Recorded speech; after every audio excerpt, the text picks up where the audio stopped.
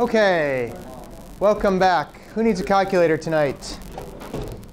Who wants to check one out for their homework? Okay, talk to me right after class. Don't just leave with it. Talk to me right after class. Uh-oh, I don't know if I had any left. You already got one there. Where's the IED? There's one in the ID. Christine, you missed it. I took the calculator here. The batteries died in it, so I had to improvise. What is that? It's the batteries that I put on the outside. Yeah, well, I couldn't find tiny little batteries, so I had to like pull the wires out, and because I'm an electrical engineer. Okay, who's missing a calculator right now? Anybody? Oh, good. Okay, we do have two more, so anybody else needs it. Okay, I forgot to do this. Yesterday. Some people said they wanted the little handout, like the practice ones, for the day to put notes on or something. So you can actually, you want to just hand them out that way and that way. So you'll have that. Next week we have a test. I know we feel like we just took one, but I've got a practice test for you. I'll hand this out later. Okay, and if we get to it, there are some word problems we can do. So lots of stuff to hand out tonight. And let's see, we still missing Clay? Thank you. All right, Clay and Ace.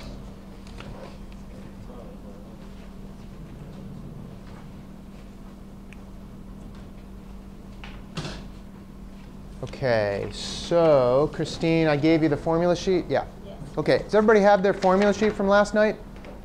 Take that out again. If you don't, I don't have any extras yet, but I can print some out at a break or something. So look on a neighbor's right now. OK, so we have one more thing to go over for these formulas and such. OK, and it involves mortgage payments, which are basically installment loans. Credit card loans, amortization, which is kind of a fancy way of saying that you're spreading out payments for something over a long period of time. Okay, so this is called installment loans, section 8.5, and then we're done with chapter 8. 2 days, boom, out the door, right? Well, I guess we started at the other last week, so 3 days. Okay, I'll just call it installment loans. Installment loans, otherwise known as two M's, AMMORTIZATION, which means spreading something out over a long time. Does anybody have a mortgage? You don't have to raise your hands, but if you got a mortgage, yeah, you know about these things, right? Every month you got to make that payment, or if you have a car loan or something like that.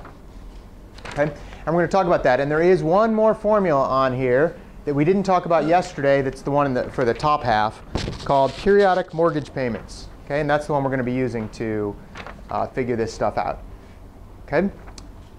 So if you have a mortgage, okay? If you have a mortgage, and a lender gives you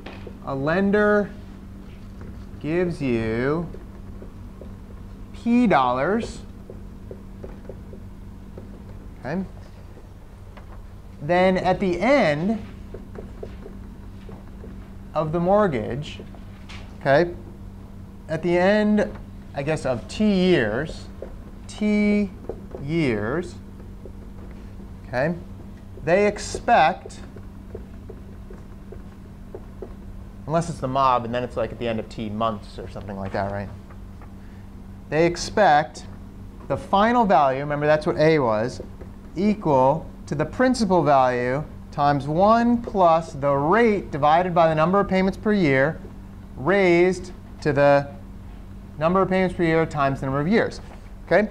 That's what we did last night. Okay? But now what you're doing is you're doing monthly payments, just like an annuity that we did yesterday as well. Okay? We want to know the monthly payment amount. Okay?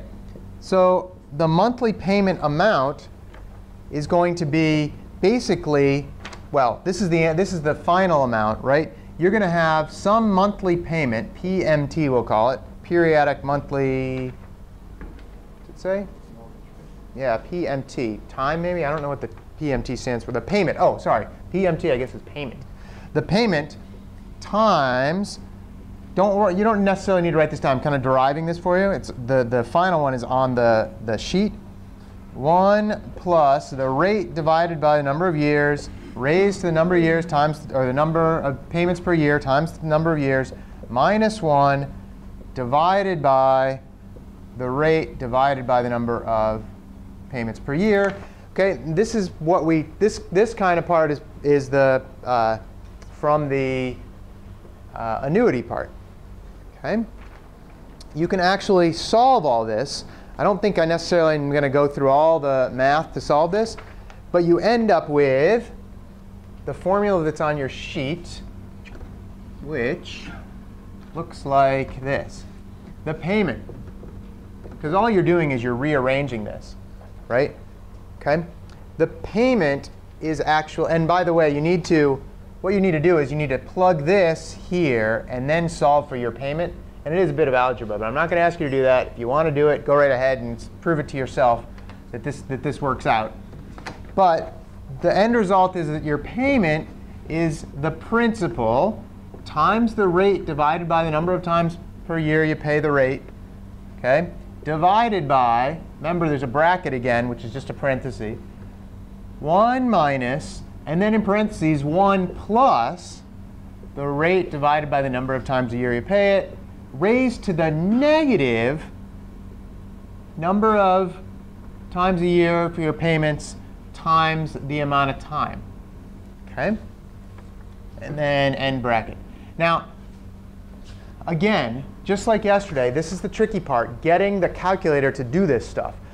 Excuse me. On the calculator itself, when you do the caret for whatever this, let's say this value was 1.3, you do the caret, right? And then that's going to be raised to the, remember, you want to put a parentheses. And then most calculators have a little negative button that's in parentheses, which means make that number negative, not minus. It's a slightly different button. Most have that. You hit that little button, then you hit the number n, whatever that was, and then times t, end parentheses. And that's how you do that part. So we'll practice that. We'll make sure we get that. Okay? All right, let's do a little example. Any questions on that? This is how you figure the payments out. Keep in mind, and this is one thing people sometimes don't realize when they're getting a mortgage, your payment, this payment you can figure out. Okay, so let's say it comes out to, I don't know, $826 a month, right? Whatever your payment is, that's what that is. The bank is sneaky. They don't want you to pay off the principal very fast. So they charge you, most of the money you pay each month is interest. And then that amount changes as the loan goes on. So like for the first 15 years, you're paying like most of your payment is just the interest. And then for the rest of the 15 years, it kind of swaps. And then by the end, you're paying a tiny little bit of interest and mostly principal. This formula won't figure that part out. That's like the banks have their own formulas that we're not going to worry about to do that. But the bottom line is they want your money in interest as soon as they can get it. Okay? But this is how you figure out the actual monthly payment. Okay? And there's some other things that we have to think about too. Remember we talked about discounts off the loan. Otherwise, in mortgage terms, that's called points. Okay? 1 point is generally 1% of the loan. We'll get to that. And you can also also have a down payment, which takes the money straight off the top of the loan. So you don't actually have to borrow as much money, which we can also do as well. Okay? Let's do an example. You want to borrow $15,000. Yeah, well, let's say it wasn't for a mortgage. Let's say it's for a car. Okay, you want to borrow $15,000. Okay, so your principal in this case is going to be $15,000 that you want to borrow. Okay, let's take a look at two different types of loans. Okay, loan A, okay, is 4 years at 3% per year. Loan B is 5 years at 4%. Okay? So in other words, you can pay a higher rate for longer or a lower rate for less time. You can probably figure out which one's going to be less expensive already, but we'll see what happens. Okay? Let's look at the payment versus the amount of money total. Okay? So let's figure out our payments on this. Your payment equals the principal, $15,000, times the rate. In the case of this is loan A. For loan A, 15,000 times the rate, which is, remember, 0.03, because we divide by 100. Okay? Divided by, and the number of times per year, we're going to do monthly. Okay? So it's going to be 12 payments. And for those of you guys who missed yesterday, don't worry, you'll pick this stuff up. But if you do monthly payments, N is 12, because you're doing 12 payments a year. Okay? And the rate is always the yearly rate. Okay? Divided by, okay, well, this is where it gets a little crazy. 1 minus, in parentheses, 1 plus, same thing we had before, 0.03 divided by 12. One sec. Raised to the negative 12 times, in this case, 4 years. Question? No question? OK. And then end bracket. Okay. Try to put that in your calculator, okay, and see what you get. You got a question? 4 years? Yeah. Would it be all 4 the months of all 4 years? Or are you just going out for 1 year? I'm doing it for 4 years. The only place t shows up in that whole formula is right here. Okay, for the 4 years. Yep. So try plugging that into your calculator. And again, it might be easier to do a couple, like the top part, and then do like this part, and keep the 1 minus in there, and then do the do it in stages. It might be easier to do that in stages. Okay. Hey, Travis.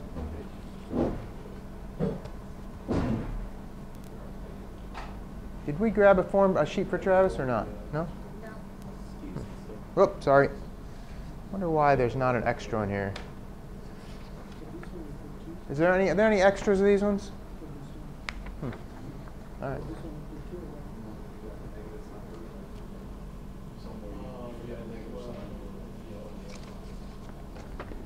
you go. That's not what we're working on. That's just going to be the sheet if you want to look at it while we're going along. Okay. Are you going to walk this one through on a calculator? Yeah, I'm going to walk this one through on a calculator. I'm already stuck on that first. OK. I would do this in stages on my calculator. First thing I would do is 15,000 times 0.03 divided by 12. Travis, do you need a calculator? You got one? OK. So I would do 15,000 times 0.03 divided by 12. And I would get 37.5. Yeah. 37.5 divided by. Now I would do just the inner part right now. So I would leave the 1 plus, and then I would do the 1 minus. And then I would do the 1 plus 0.03 divided by 12. And you can do that just 1 plus 0.03 divided by 12, because your calculator is going to know to do that one first. Okay? And I would get 1.0025. Remember, you shouldn't round these things until the very end. Okay? And then this would be raised to the negative. What's negative 12 times 4? How about 48? Like that. And then I would have that. Then I would say 1.0025 raised to the negative 48. OK, on your calculator, 1.0025, little caret symbol. And then if there's a parentheses minus, you have to do that. Oliver, your calculator is going to be a little different. Parentheses, well, you don't necessarily need a parentheses. You're going to do 1.0025 caret symbol, 1.0025 caret symbol, and then the negative button, and then 48. Okay. And on my calculator, that's going to be equal to 37.25 divided by 1 minus 0.887053. And I'll leave it there. It's only 37. not 37.5? Oh, thank you. 37.5. OK. So far, so good? Yeah. OK. Then I would do this, 1 minus that number. And on your calculator, some calculators have a little ANS button, too. So you could do 1 minus, and then the second button, and then ANS. Some calculators have that. Some don't. If they don't, just type this out again. 1 minus that is equal to 0.11295, I'll say. And then I'll do 37.5 divided by 0.11295. And I get $332 per month. I got a question. How do you get 37.5? 15,000 times 0.03 divided by 12. Oh, I put 15. Ah. Yeah. Anybody get anything different?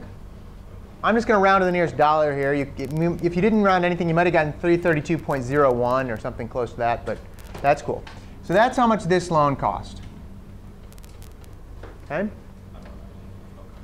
Let's do the 5% one. You'll get a chance to practice this again in your calculator. 5% one is going to be the same principal, $15,000. Okay? Times, now it's 4%, 0.04 divided by 12, all divided by 1 minus 1 plus 0.04 divided by 12 to the negative 12 times 5 years now. Okay? I'll let you guys try to put that in your calculator. Oliver, how's yours coming? Not good. Not good? You want to use a different calculator? I'll figure it out. OK. You can figure it out, I'm sure. All right, so let's see, 15,000.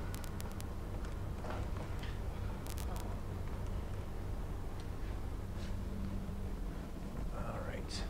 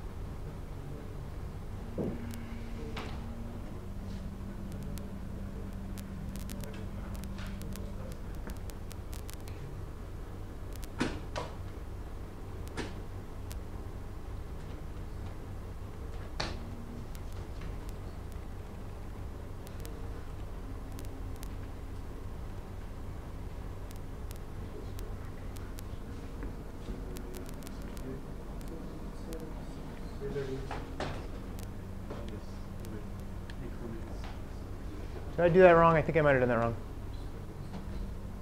0.04 divided by 12 plus 1 to the, oh, negative 60, right? Q, negative 60. Okay.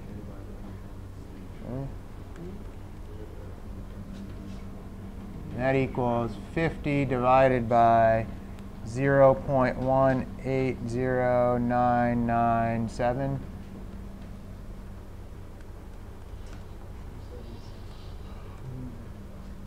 Equals $276.25. That's what I got. Per month.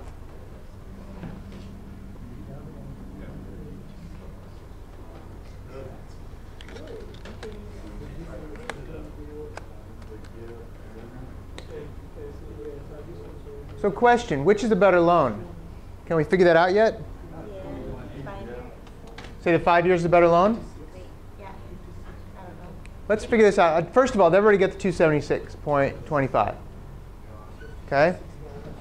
Now, Christine says, hey, that's a much better loan, the 5 year. But, what's that? It's even? Let's find out. $332 per month times how many months? Times 4 times 12, which is 48 months. 332 times 48 is $15,936. So you are paying $936 of interest on that. Okay? The 5-year loan, you have 276.25 times 5 years times 12, which is 60. 60 times 276.25 gives you $16,575. You are paying $1,575 for the in interest. Here you're paying $936 in interest. Which one's really the better loan? Yeah, loan A is the better loan if you want to reduce the amount of interest you're paying on the loan. It's a better loan if you don't have enough money each month, right? And it might be a better. It actually would be a better loan if you can invest your extra money at a rate greater than 4%, right? If you can get better than 4% in your money for those 5 years, you'll actually do better. It's a little more subtle than that in some cases, but that's really the way it is, right? You got to be able to, you got to take some of these things into consideration. But it's not just the monthly payment. There's lots of people, like I was talking about yesterday, lots of like E1s go down in Norfolk to the little loan shark dude and get a car payment of like, I'm only paying $120 a month on my car, right? And you're like, yeah, your loan is 12 years long, right? You know. And it was for $8,000 or something. I mean, it was ridiculous. So yeah. So you got to consider those things when you're trying to figure it out. Okay. Any questions on that? Good. Okay. Let's do a house example. This is not a house you would buy where I live in Boston, because even this example is not bad. Let's say you have a house that is, or you want to get a loan rather, for $112,000. Okay. $112,000 loan. Okay. This one's going to be a little more involved. Okay. Oh, actually, I should say the house costs $112,000. You're not going to get a loan for that much. The house costs $112,000. Okay. You can get a loan. These days, this would be a crazy loan because they should be much lower these days. 6% annual interest.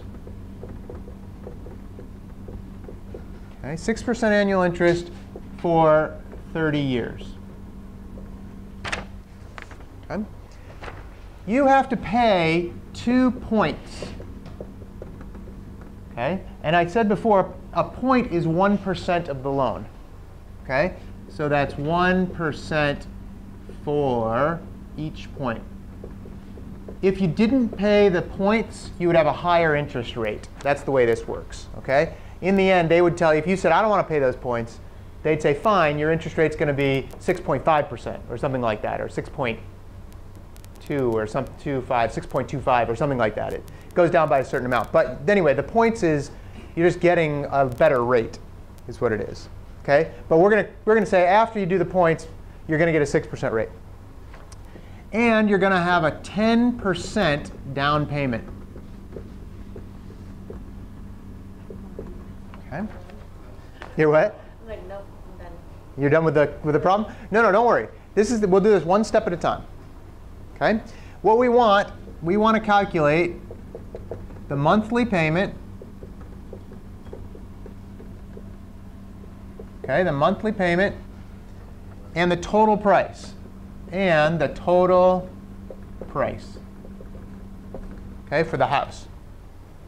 Okay. first things first. What's the first bit of money that you have to hand over to the bank? The down payment, right? So let's take that right off the top. Okay? Down payment.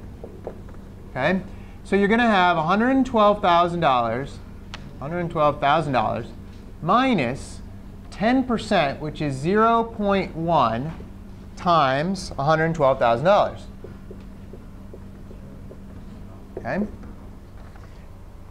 And that will give you $100,800 that you have to get a loan for to be mortgaged. Okay?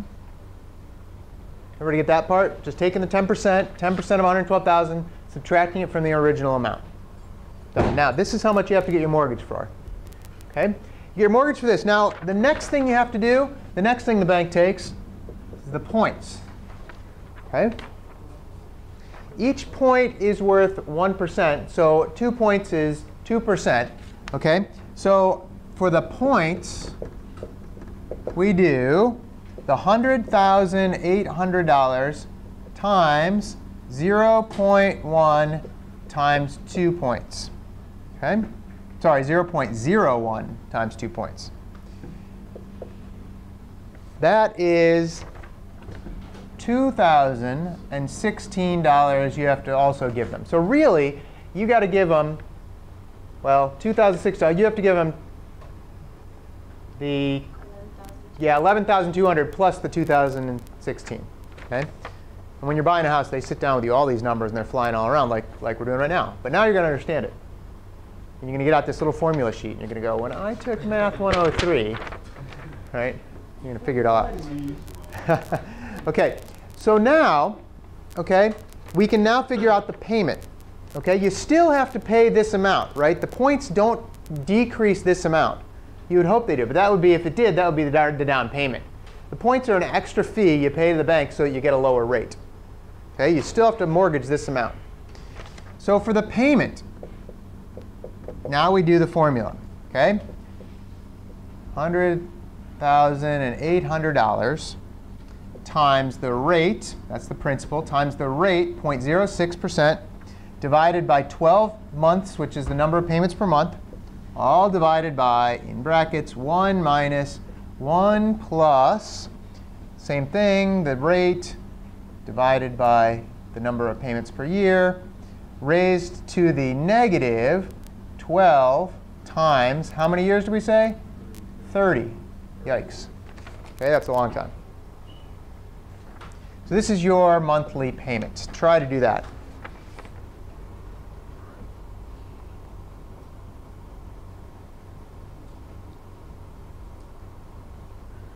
Based on the down payment, how come we only multiplied it by 0.1 and not 0.01? For the down payment, it was actually 10%, which is 0.1. All right. Yeah. And OK. And then 0.6. Yeah. I'm going to start adding up the costs over here while you guys are figuring that out. Costs.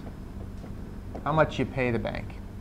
Down payment was 11200, 11,200.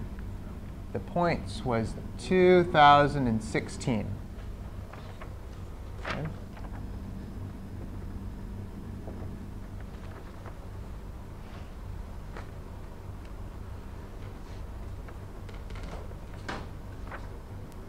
What'd you get, Wing? 604.35. 604.35. They're almost always going to round up instead of round. Like if it was 604.341, they're still going to make it 604.35. Just because in the end you don't have a payment. That's like a last payment you get done, I don't know, a month early or a few weeks early or something. And then the earthquake hits. What's flood insurance? Some states, like California, it's really tough to get earthquake insurance because there's lots of earthquakes, and or flood insurance is tough to get some places too, especially if you live in that like riverbed. It hasn't flooded in 100 years, but it's a 100-year flood bed coming up, right? OK. Anybody want me to walk you through the payment, how you do the numbers on this one? Good. All right. So now, how do we find out what else are our costs now? We've got a payment of $604.35 times 12 times a year times 30 years. Now you have to add all that stuff up. OK? So this part right here is going to be $217,564. $217,564.89. 89 cents. Does that make sense? Yeah, I guess so.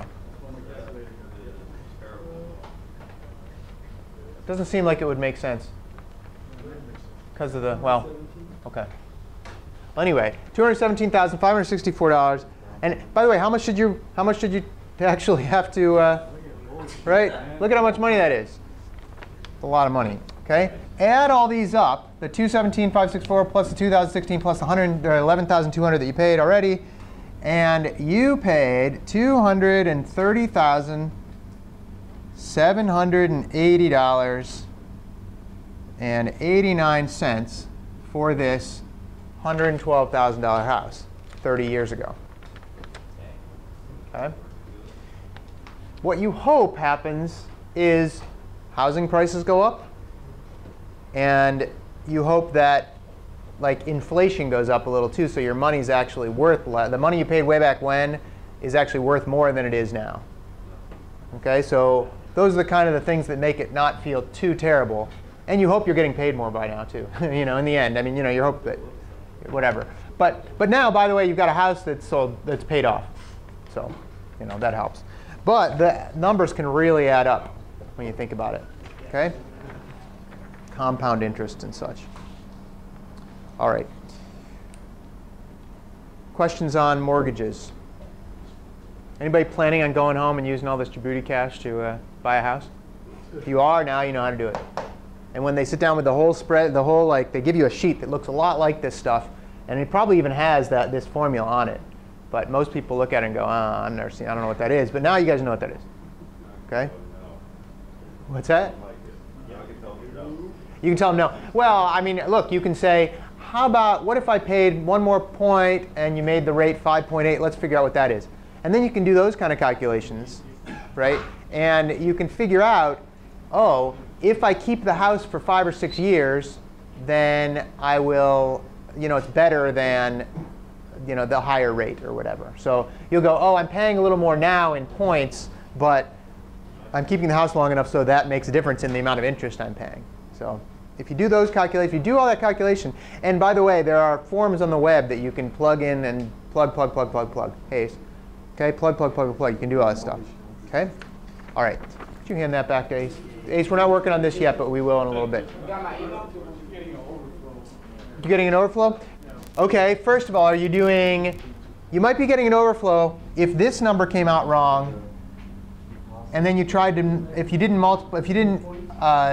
raise the power to the negative, you tried to raise to the positive. Negative 360. Where's negative 360? That's fine. But this part, it better be a number close to 1. 1 plus 0.06 divided by 12. What's that? You got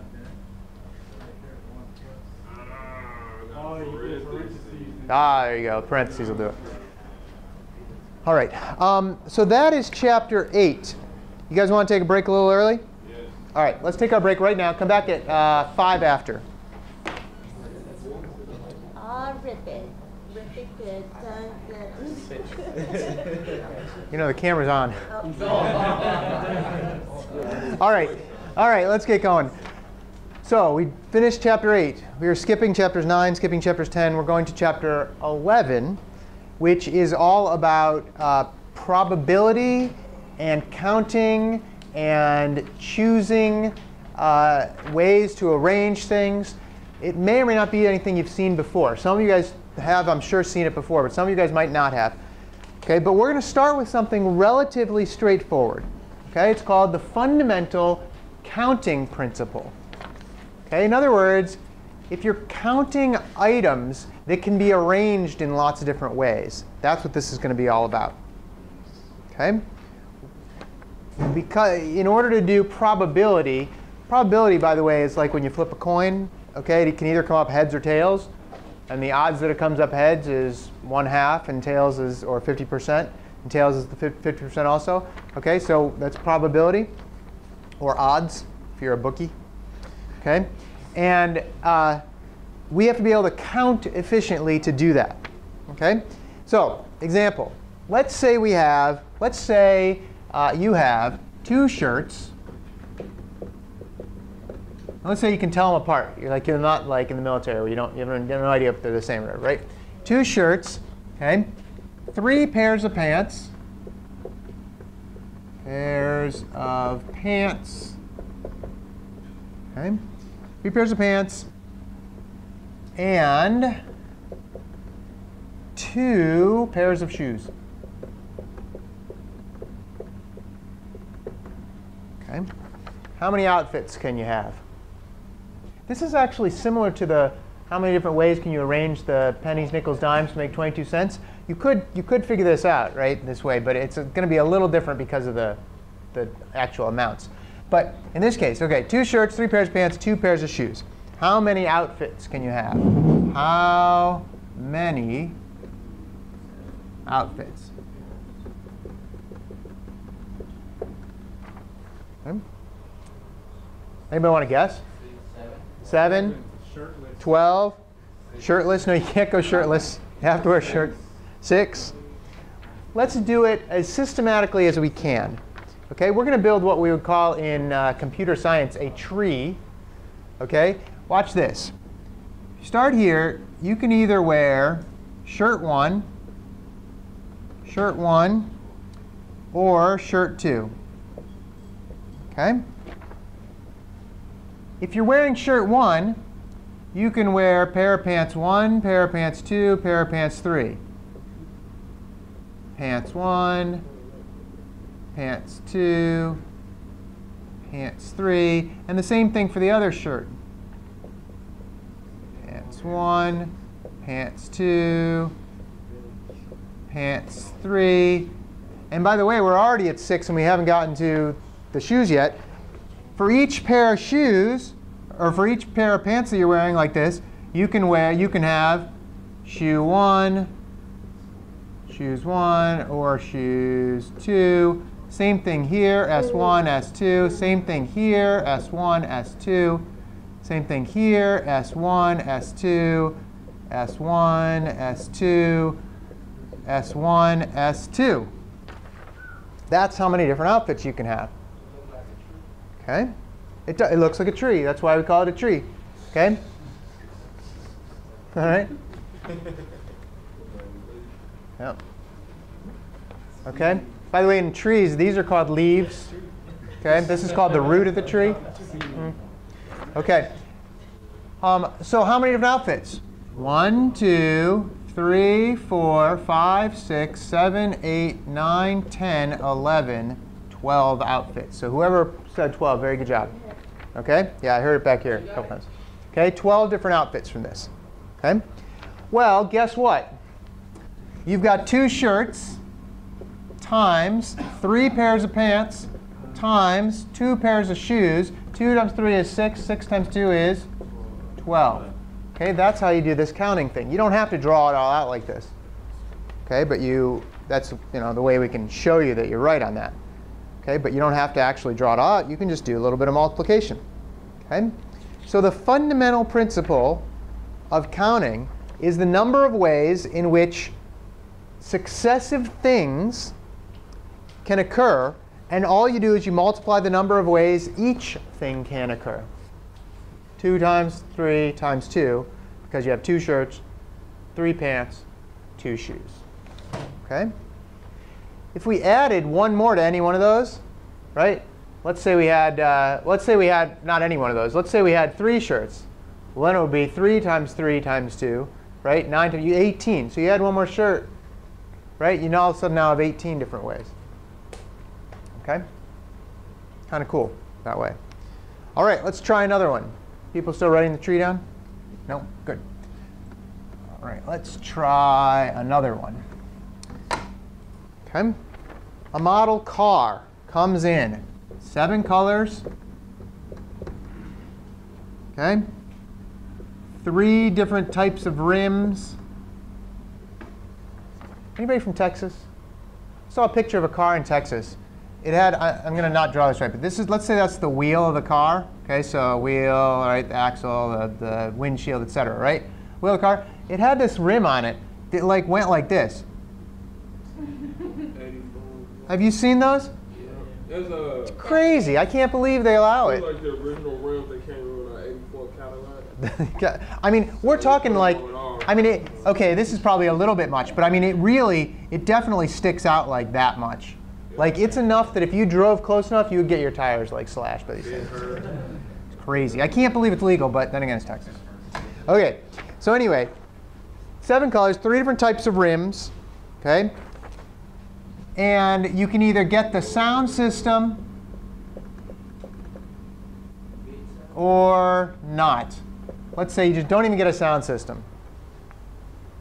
Okay? How many different ways can you order the car? How many ways to order the car? How many choices? 7 times 3 times 2 times. If they have a choice of either one way or the other, that's 2 different choices, right? 7 times 3 times 2 gives you 21 times 2 gives you the answer to life, the universe, and everything. You guys ever read Hitchhiker's Guide to the Galaxy? Yeah.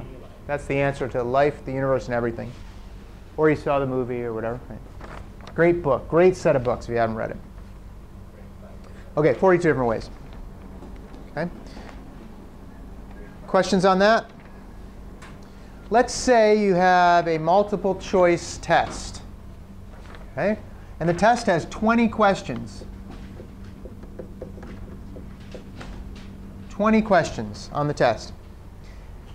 If you answer all 20 of them and don't leave anything blank, answer all, none blank. Okay?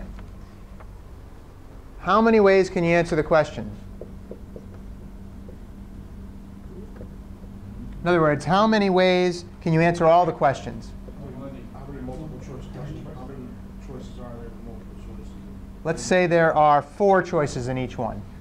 How many ways can you answer all the questions? And there's 4 per multiple choice test. Yeah, 4 choices. I didn't say that. Sorry. 4 choices. 4 choices per question. Per question. Don't try to do all this out. Try to tell me how you would do it out. Is it 80? It's not 80. 20 times 4 times 4? How about this? You're doing 20 different sets of 4. First question, you can do 4. Second question, you can do 4. Third question, you can do 4. Fourth question. So it's actually going to be, right? It's going to be 4 raised to the 20th, which is actually 1.0995 times 10 to the 12th, which is about 1.1 trillion different ways. Okay? 4 raised to the 20th. You do 4 raised to the 20th, it'll probably do something in scientific notation like this. Okay? It's a lot of choices. You got to read the questions properly. You'd think the 20 would be part of the times, but it's not in this case. It's 20 different questions. Okay? It's like having 20 different types of outfit or things you wear. You know, you got to do 4 times everything there. All right. So that's a really big number. I remember? I'll never forget. I was teaching a class once, and there was a test. And you guys do scantrons, right? You know, scantrons are like the SATs where you bubble in the answers, and and then it goes through a machine, right? Well, I had a kid who he did the classic high school trick of, if you don't know the answers to a whole bunch of questions, just answer C, right? Do C all the way down, right? So this was like the Scantron sheet, and it had A, B, C, you know, da da da da da da da, and he just went all the way down on C, right? So the last 20 questions of the test were true, false. So instead of getting 50% of them right if he'd actually guessed A or B, right? The odds are he would have gotten 50% of them right. He got none of them right because he wasn't too bright and said, no, I'm just going to answer C for all the questions. There weren't those choices. Took himself right out of the running for that. Yeah. When in doubt, next time, don't do C, do B. Right? If you're going to do that, don't do that. I had other kids who were taking tests, and they'd just like make like faces and stuff, you know, and whatever. And Christmas tree, yeah. I don't know. Yours was Christmas tree. Yeah. You should try to answer the questions. Try to answer the questions. Okay. Any questions on this stuff? All right. This is just counting. Okay. Not too terrible, but you got to think about what they're asking when you're doing all the counting. Okay. All right. Section 11.2, that's all for 11.1. Section 11.2. This is about permutations. Raise your hand if you think you've taken a math class that had permutations in it before. 1, 2. Uh-oh, OK. All right. Got to pay attention. Pay attention. A permutation. Okay? A permutation. Well, the numbers that what? Look like animals?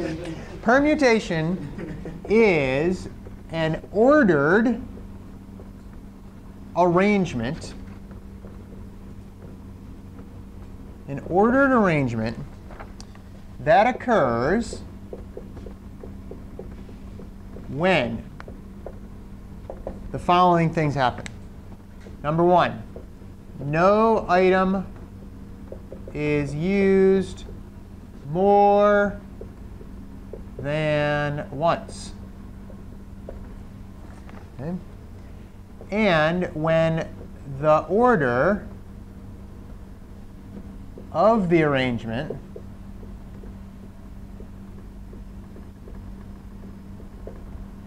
makes a difference.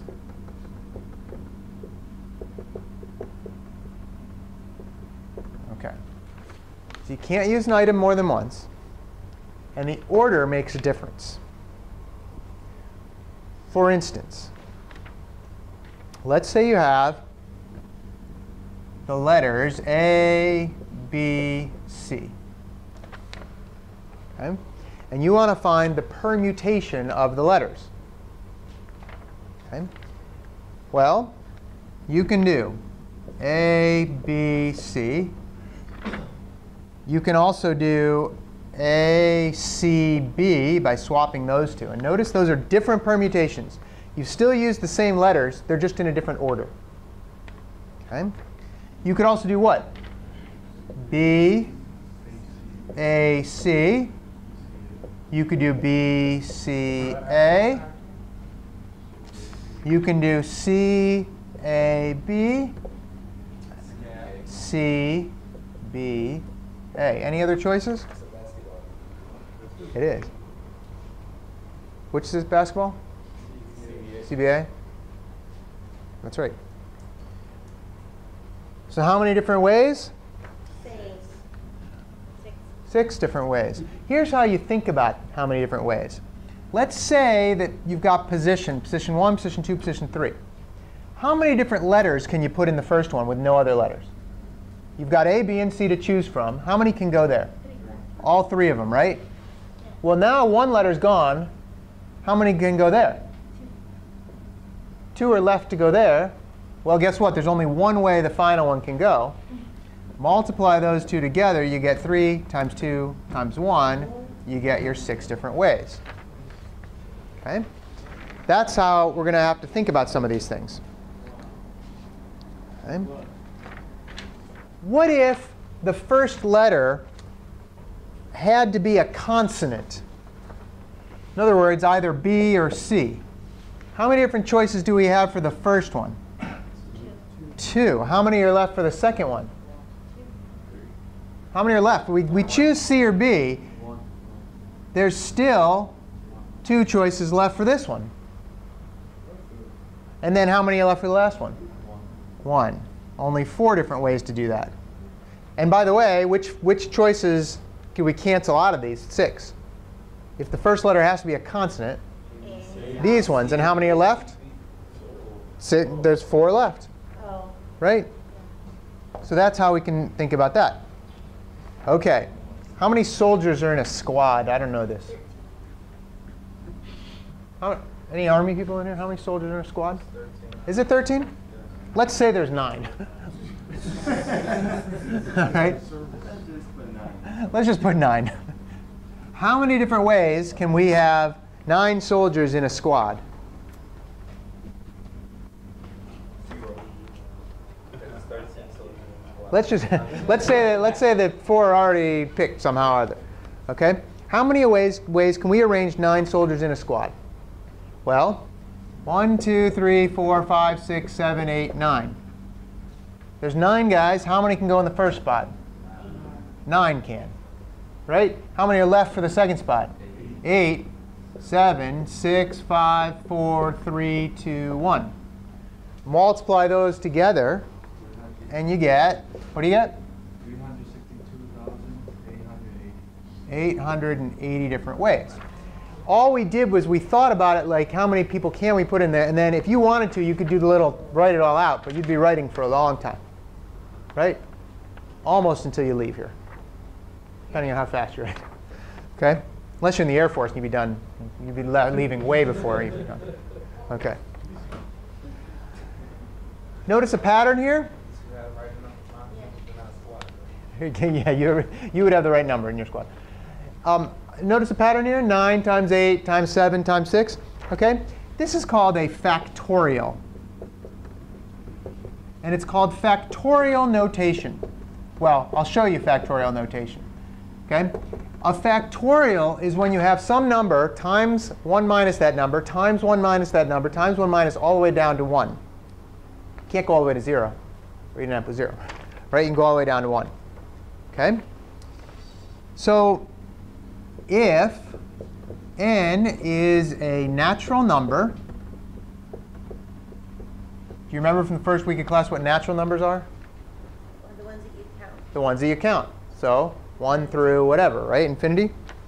Okay? If n is a natural number, then this is the notation.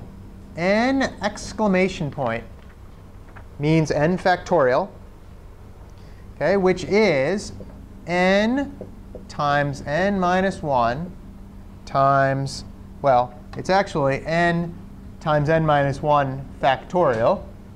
I'll show you what this means. This is called recursion, by the way. Okay, if you were a computer scientist, you'd think about this stuff a lot.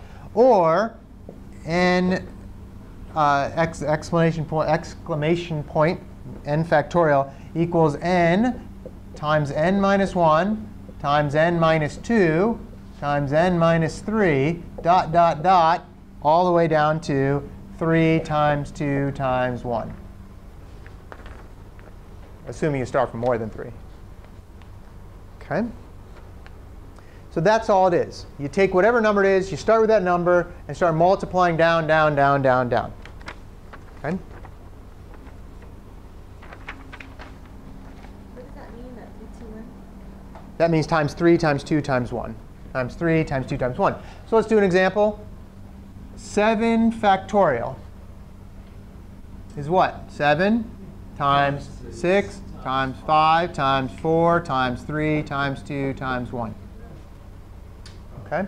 And you don't need to actually times the times 1, but just know that that's part of it. OK?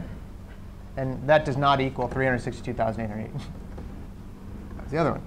OK? So that's how we do the factorial notation. One of the things we're going to have to do, and you will, well, let's do a couple of examples of what the types of factorial you'll see coming up here. OK? Here's one thing that you'll see.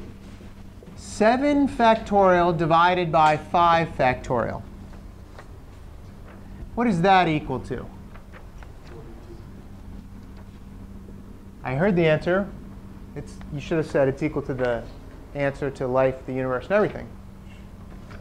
7 times 6 times 5 times 4 times 3 times 2 times 1 divided by, what's this one?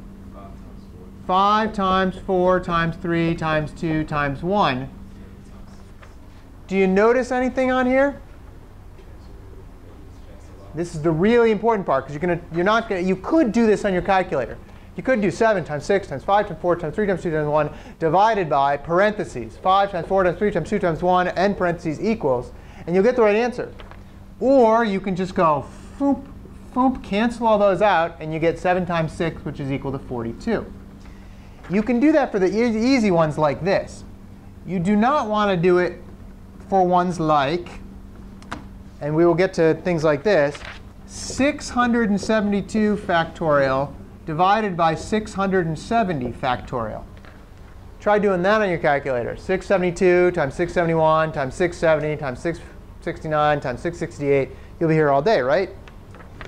But what you can realize is that's going to be 672 times 671 times 670, dot, dot, dot, all the way down to 1, divided by 670 times 679, sorry, 669 times 668 all the way down to 1. What's going to cancel out? 670 all the way to the bottom there, and obviously everything in the bottom. So it's just 672 times 671, which is what? 450,912? There you go. Okay? You couldn't even, by the way, you couldn't even type this on your calculator. Even if you tried, you couldn't write that number that big. It just wouldn't, it would not come out. Okay? It would overflow your calculator. Okay? All right. Another question. How many ways can you arrange 3 books on a shelf? You have books, and you're going to put 3 in a row, or 3 on the shelf in some order. You have 5 total books. How many different ways can you arrange them? The other 2 you're going to burn. No, you're not. Don't burn books. Hey, have you guys ever heard of the movie Fahrenheit 451? Or the book, rather. I say the movie. The book Fahrenheit 451. I taught a science class the last time here.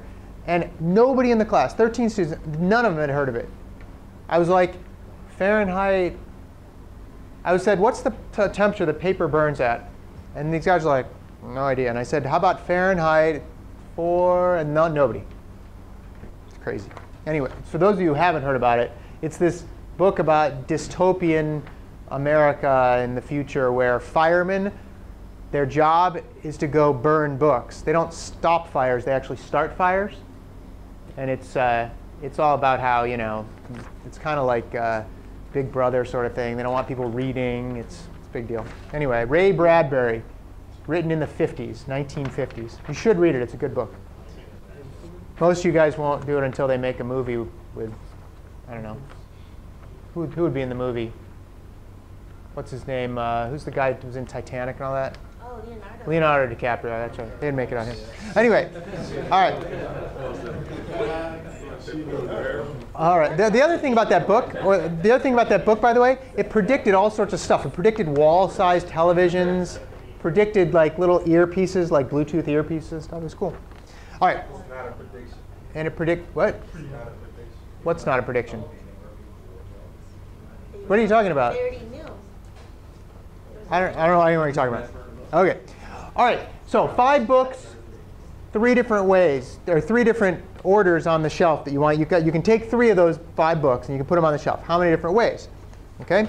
Well, for the first book, how many different combinations do we have?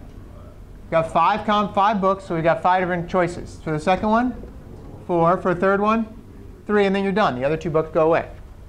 Right?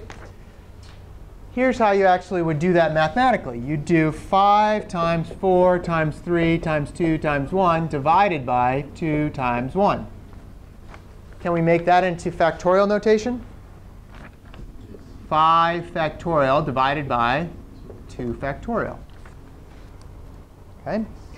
This also equals 5 factorial divided by 5 minus 3 factorial. You'll see why that's important in a minute.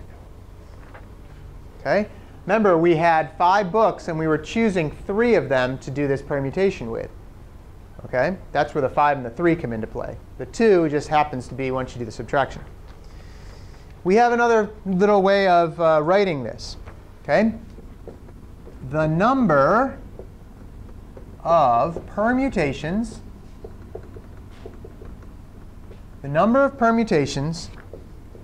of n items taken r at a time, okay, is written like this: n p r. And you actually write the p in there each time. Okay? N being the number of items you have. If you're only taking r of them, this is how you write it, which equals n factorial divided by n minus r factorial. Okay? If you look on your formula sheet, it happens to be the first one under the permutation rule. Okay? For those of you guys who were looking at it yesterday going, what does that mean? Now you know. It's the number of items taken r at a time is your permutation. Okay? All right. How many different ways can a 17-member club choose a president, vice president, and treasurer? 17-member club. President, vice president, treasurer.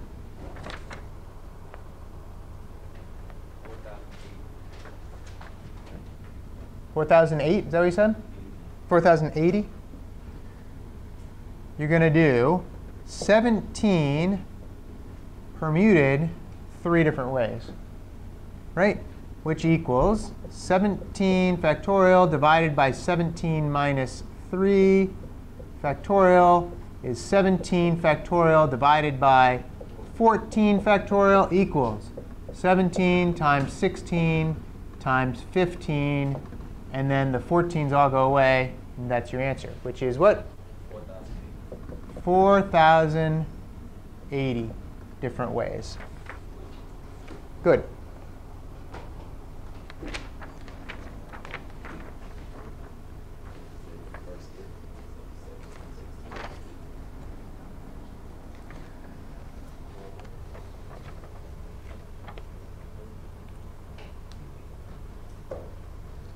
Any questions on that permutation formula?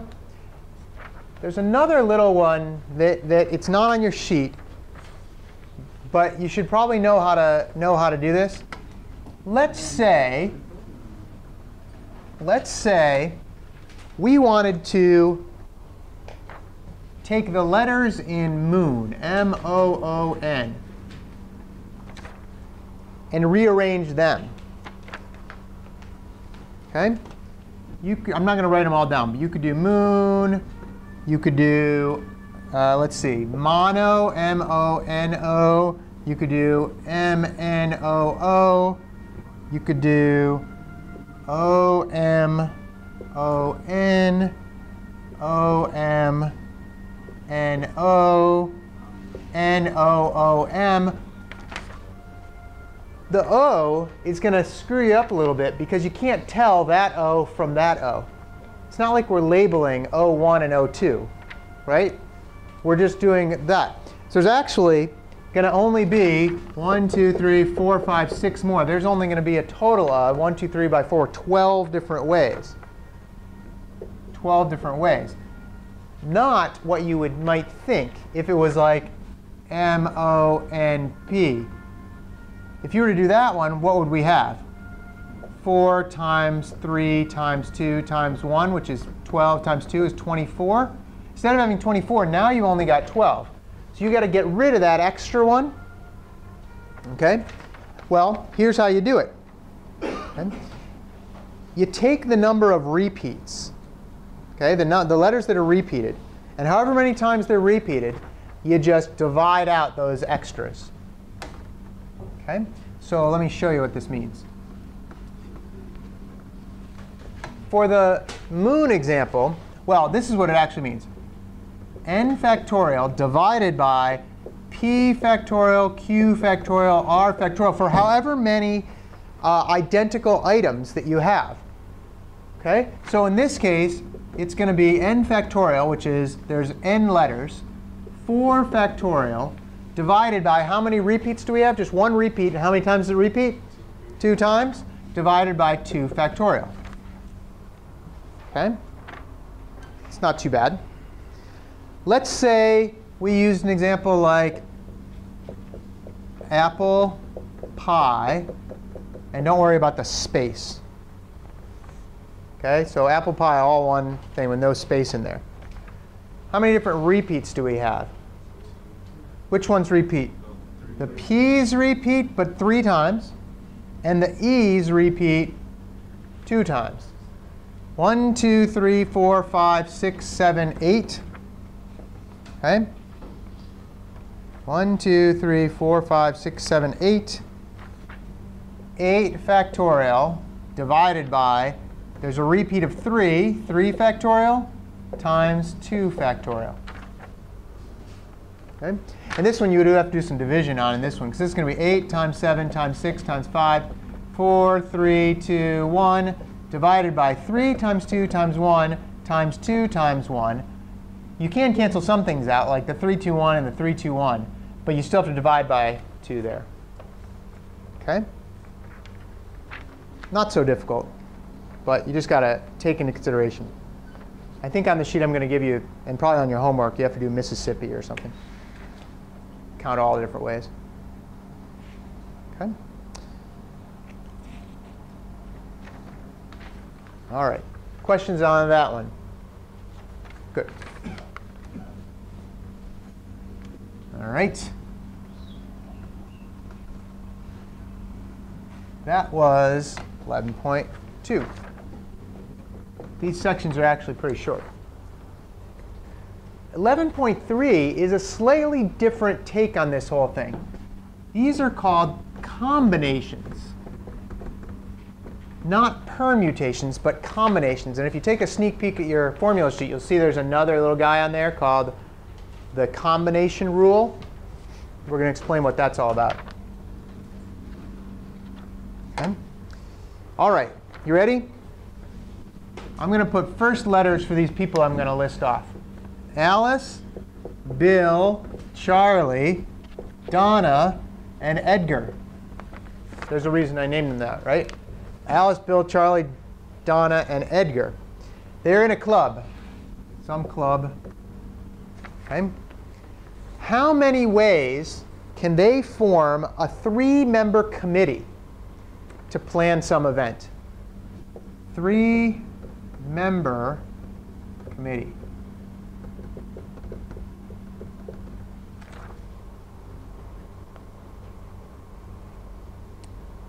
Is this the same as putting the books on a shelf?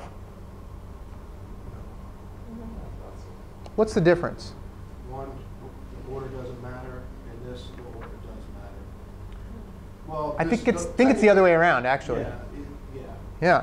In this case, if you were to put the books on a shelf, right, you can have, remember how you could do that? Remember, that was just going to be 5 factorial divided by 3 factorial? No, sorry, 5 factorial divided by 2 factorial, right? 5 minus 3 factorial, right? Well, because you could put book A, book B, book C, and that's different from book B, book C, book A. If we're forming a committee, is there any difference between putting Alice, Bill, and Charlie on the committee or putting Bill, Charlie, and Alice on the committee? No, it's exactly the same. The difference would be if they were choosing the president, the vice president. Right, if they're choosing the vice president, president, right, exactly, treasurer, then you've got an actual order.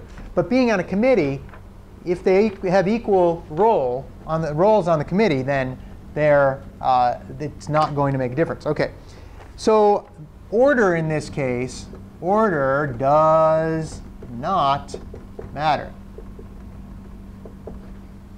Okay. So really what you're doing is you're saying, 5 people taken 3 at a time divided by the number of arrangements of those 3 items, or in other words, 3 people taken 3 people at a time. Okay?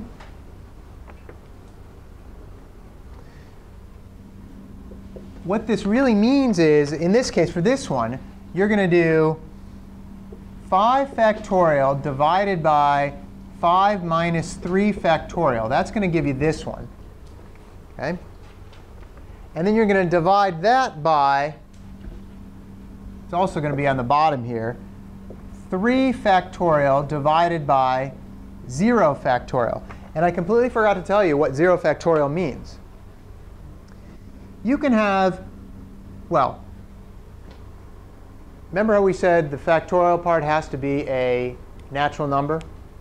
You can still write 0 factorial. We define that as 1. Okay? We just define 0 factorial equal to 1. All right, why do we do that? Because it makes the math work out, basically. Okay, you could define it some other way, but we're just going to define it that way so that everything works out. It's kind of similar, but not exactly the same as saying n raised to the 0 power is 1. Same idea. 0 factorial is just 1. 360? Okay. Sorry? Oh, is this 360? Let's see. Not quite. Okay. Yeah, 10 is the actual answer, right? So what you get is with this notation here, okay? By the way, what it is this now equals 5 factorial divided by 5 minus 3 factorial times 3 factorial, because 0 factorial is 1. So this is what it actually looks like here, okay? We call that 5c for combination 3. Okay. Sometimes you will see that written like this, parentheses 5, 3. I know that's a really weird form like that, but sometimes you'll see that. And the reason they do that is because they've got people have had different types of ways of writing it. And some people pick this way, some people pick this way. Means the same thing. Okay? And I'll put it right here, what that actually means. NCR. In other words, take a number of items and you put them into R, or groups of R number. And this is the formula for that. It equals n factorial divided by n minus R factorial times R factorial. Okay? That's what that equals. Baskin-Robbins. Oh, I wish we had Baskin-Robbins here, although the ice cream here is OK. I always miss it because Sundays, well, I guess I could have had it lunch today. But Baskin-Robbins has how many flavors? 31 flavors. 31 flavors. Is it 32? Well, let's take 31.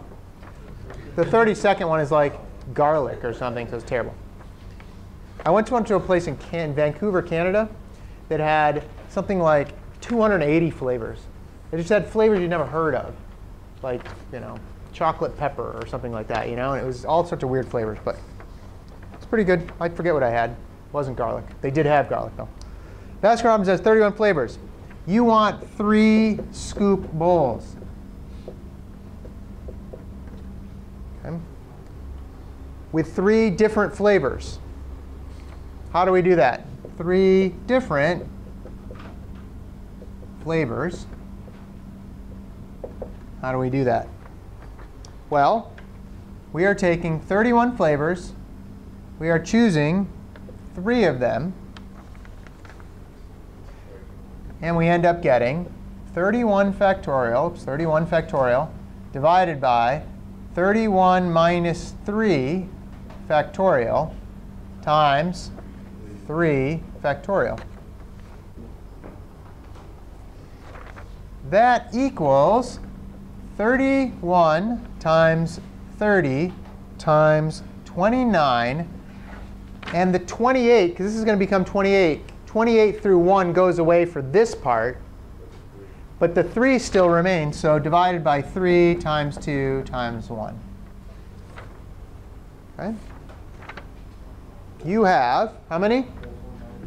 4,495 different ways you can arrange that ice cream cone. That's kind of cool. A lot of ice cream cones. Okay. All right. Question. Oh, sorry. Did you have a question? Somebody had a question on that? No? Punching this in the calculator. Yeah, when you're doing this in the calculator, for this one, you're going to want to do 31 times 30 times 29 divided by parentheses 3 times 2 times 1 and parentheses. Why do you stop at 29? Because see this part? This part is going to be 28 factorial. What's 20? Well, 31 factorial divided by 28 factorial. All the 28 down on the top cancels with the 28 down on the bottom. OK? All right. How many? Let me erase this. Anybody play cards in here? Poker or other types of cards? What's that? Texas Hold'em. Texas Hold'em? Yeah, Texas Hold'em's a good one. All right. I do think it's kind of crazy that they have like Texas Hold'em tournaments on ESPN, right? I don't know. I mean, it's definitely a mind. You know, I mean, it's kind of like sport. You don't exactly burn many calories. Then again, you don't burn that many playing golf either, I suppose. So, you know. Especially if you have a cart. I don't think there's any difference. Yeah. All right. How many 7-card hands? How many 7-card hands can you make from a standard deck? Can you make from a standard 52-card deck? That's a standard deck. Okay. Well, what are we going to do? We're going to take how many cards total? 52. We're going to choose how many? 7, which equals 52 factorial divided by 52 minus 7 factorial. So it comes out a little better. Factorial times 7 factorial. Or 52 minus 7 is 45. 52 times 51 times 50 times 49 times 48 times 47 times 46. And then the 45 will down goes away, divided by 7 times 6 times 5 times 4 times 3 times 2 times 1. In other words, there are 133,784,560 different hands you can make. So it's kind of no wonder that you get, you know. Now, that's including, that's saying that a 2 of spades is different than a 2 of clubs, which is true if you end up like getting down in the nitty-gritty where it makes a difference. But if you're just counting 2s and whatever, then you have to divide out more. But for that, you can do that. You can figure this out using that method. Okay. When you talk about decks of cards, it's the math gets pretty crazy pretty quickly. You know when you guys shuffle a deck of cards? So it starts out, right? Deck of cards starts out like ace of spades. I don't know how to do the little spade symbol. I don't know how to try. Ace of spades, king of spades, jack, queen of spades, jack, da-da-da-da. And then it goes ace of hearts or whatever, and then da-da-da, right? All the way down. Starts out that way. Then you shuffle it. Once you shuffle it, and if you do a good job shuffling it, the odds are that the order that your deck is in, no other deck in the history of the world has ever been in that same order. It's almost impossible for some other deck to have been in that same order if you do a good shuffle, because there's so many different permutations of that. Kind of amazing. Yeah. It's way harder than winning the lottery. Like it's like trillions and trillions and trillions and trillions of combinations. Way, way harder than that. Okay? Way harder than that. All right. So let's do this.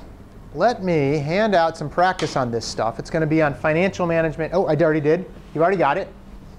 The financial management one, it starts with a down payment on a bank. So look at this. Start working on this. I will also hand out 2 more things. I will hand out the practice test for next week's test on, let's do it Saturday. I know you guys, some of you guys wanted it Sunday. If you're not going to be here Saturday, that's cool. Just let me know and we'll take it some other time. Okay. And then I'll give you the practice test, and I will give you a, well, we'll see how much time we have, but I may give you a word problem thing as well. Okay? Questions on this stuff at this point? Okay. Good. OK, I do want to do number 7, because we didn't talk about this one. This is the license plate problem. It says license plates have 3 letters,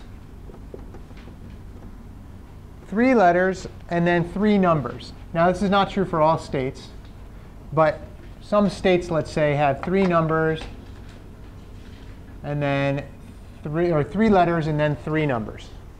Okay?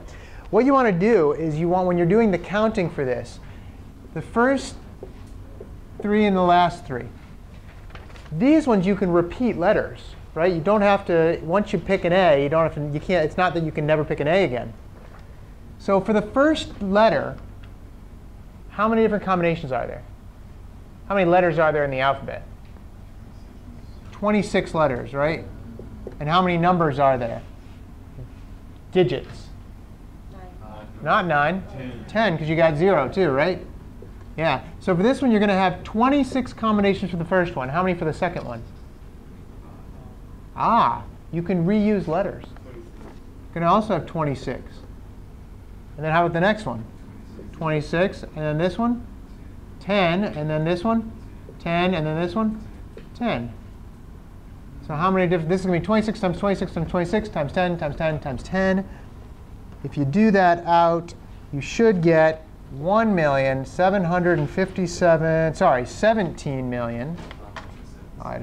Yeah,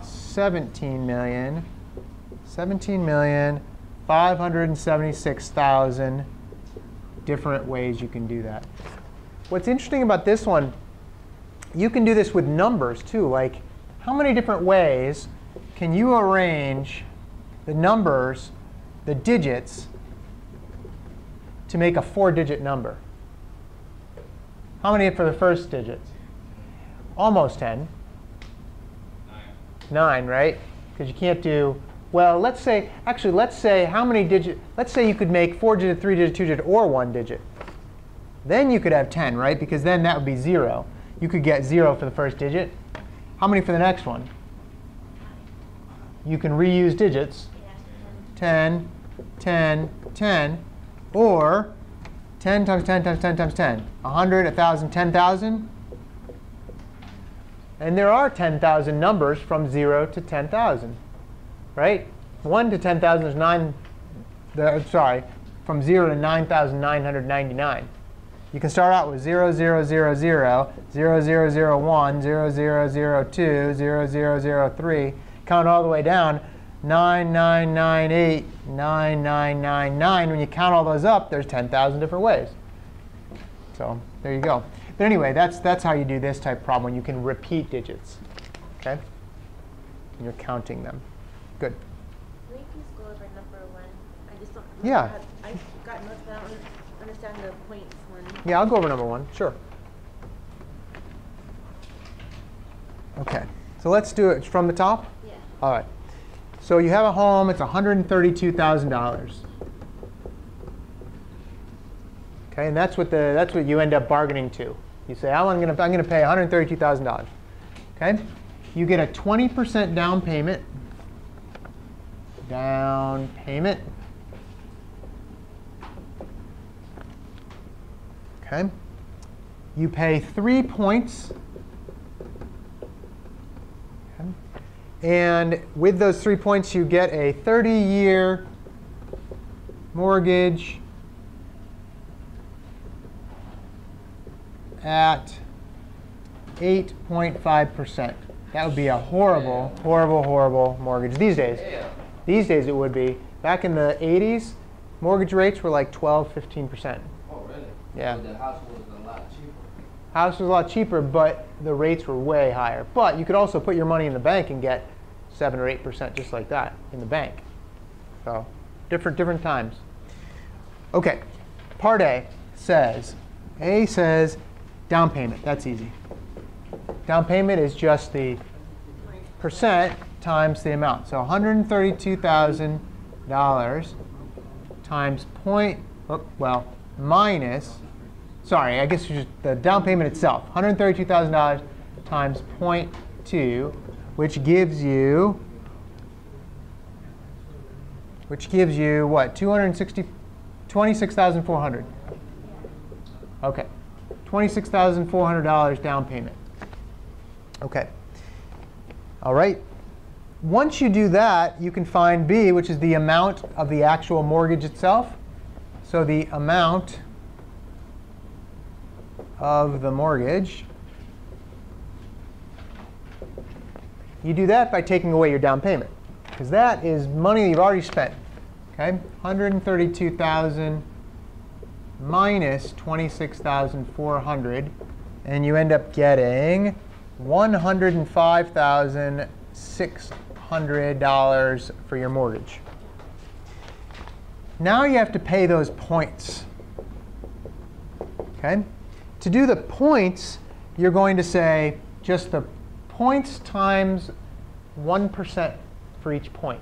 So 3 times 0.01, because that's 1%, times the amount of your mortgage, $105,600,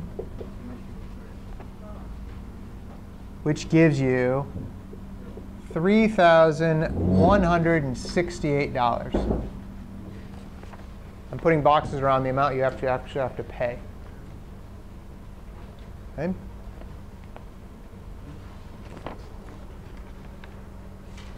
$3,168. 3 points. When they say you have points on your mortgage, that's generally 1% of the mortgage cost. So you have to pay the bank an extra $3,168. But what that gives you is a lower rate. So instead of 9%, it's 8.5%, right? It's just a lower rate. OK? Then it says, find the payment. Well, this is where we need to use our formula. OK? The payment is going to be $105,600. Unfortunately, you can't take away the points amount, because that's just a fee you have to pay. So it's still $105,600. OK? Well, remember, this is so you don't have to pay as much percentage. So I mean, you get it. In the end, it works out, hopefully for your favor, if you keep the loan that long.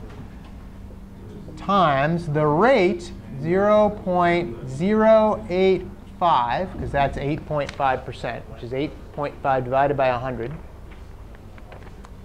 divided by the number of payments per year, 12. The whole thing divided by 1 minus, in parentheses, 1 plus the same thing, 0.085 divided by 12, raised to the negative 12 months per year payments times 30 years of payments. You got to do this one in your calculator. There you go.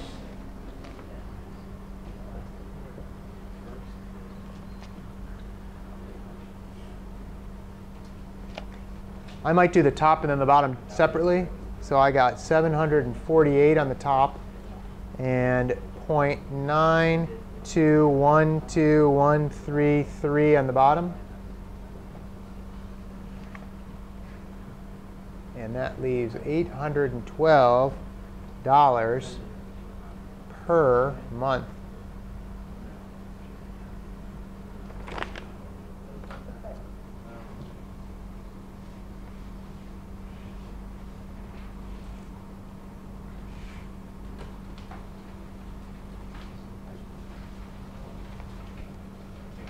Okay.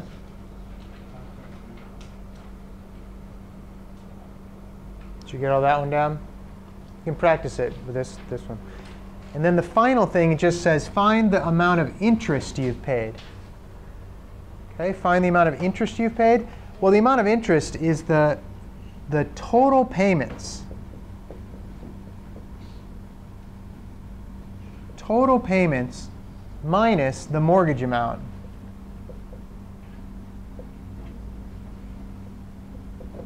Right? Because the total payments minus the mortgage amount gives you the amount that you're going to actually pay over the amount of your mortgage. The total payments in this case, $812 per month times 12 months times 30 years.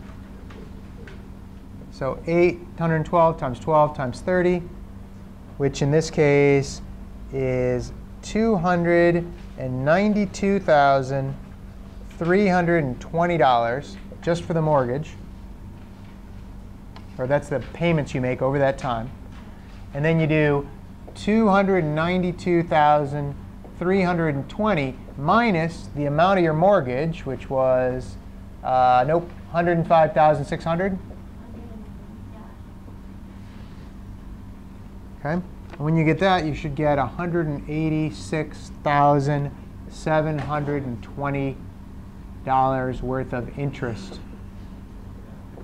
It's a lot of interest. It's more than the house cost itself. But you had the use of the bank's money for 30 years. So that's how you do that. If you want to figure it doesn't ask it in this, but if you want to figure the total cost to you, it's going to be $26,400 plus $31,068 plus $292,320. What's that? That's not just it. This isn't just it. You also paid an extra $26,400 up on top and $30,168. They're making my money. They're making their money, yeah. Now, hopefully your house now 30 years later is worth a whole lot more than $132,000.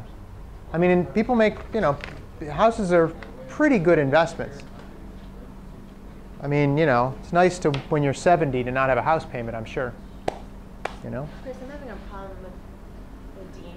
Having a problem with the payment? OK. I got the 748 in. Good. But when I get down to the bottom half, I'm not getting that. OK, let's try typing this in your calculator. Ready? Yeah. 1 Yeah.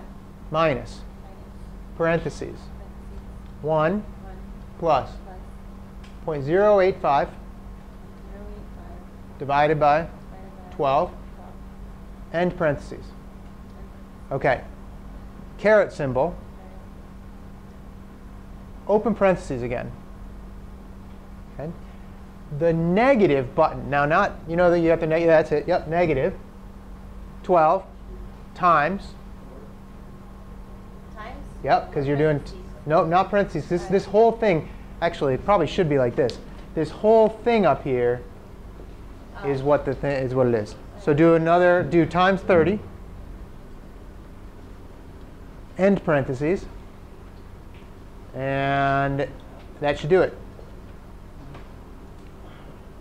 So did you get 0.9212133? Yeah. Good. Now divide 748 divided by 0.9212133, and you'll get $812 a month. Okay. Good. Yeah. This I didn't explicitly say this. This is in the formula. That whole thing is raised to it. It's funny. It doesn't look like that in the. If you didn't know better, it doesn't look like it in here. But the little negative nt, that whole thing is raised. So that gets, the multiplication happens first. Then you do the raise. So that's why you need the parentheses. Thank you. Good.